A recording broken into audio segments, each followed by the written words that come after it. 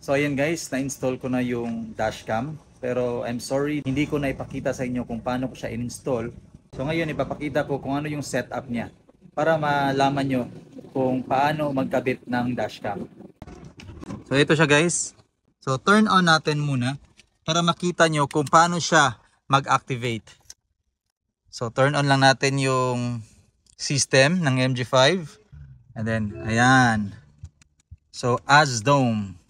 So meron siyang front facing camera, then yung front cam, and then after that makikita nyo ito yung dalawang other views. So ito yung front, ito yung rear, and then ito yung in cabin. So if I press this one, mawawala siya, and then move to the rear camera, which is installed doon sa likod. Papakita ko sa inyo mamaya. And another press, ayan. So makikita nyo to, di ba? Ito yung pinili ko talaga na dashcam. And I've heard this has a very good review. It has 3 channels, meaning 3 cameras. It can capture wonderful moments here inside a car. And keeping it safe as well, na pag may mga aksidente or mga unwanted incidents na mangyayari sa kotse mo, you got it recorded. So currently, naka-install na ako. And then, naka-adhesive siya dito. So, it has 2 wires here. Kasi ito, para sa power.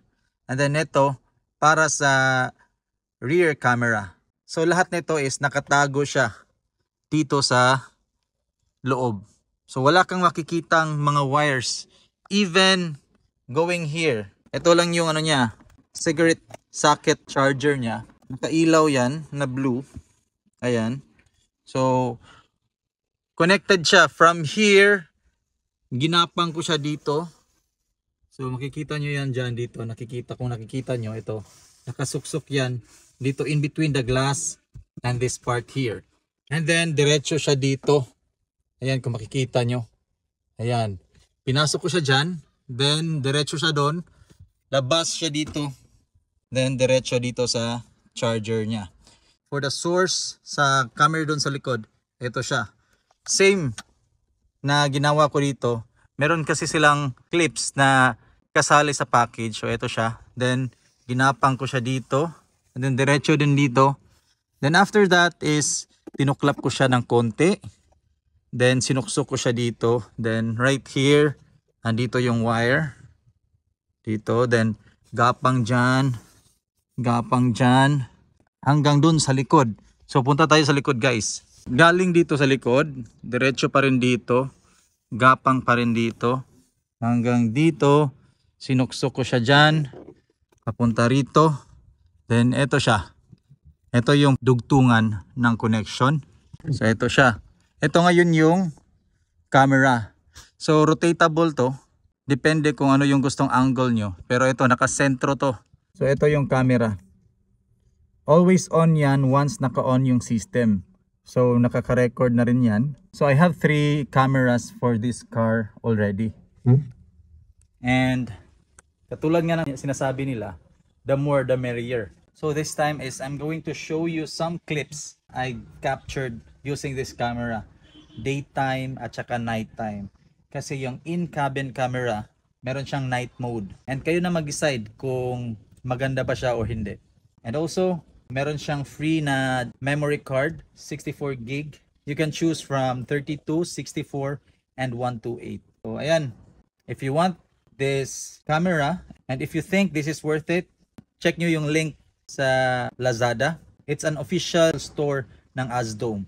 If you want this kind of camera, ito siya. Very nice. Ito yung itsura niya dito. Nakadikit siya diyan. I'll also show you itong sa labas kung ano yung itsura niya. So ito yung magiging itsura niya. Yan.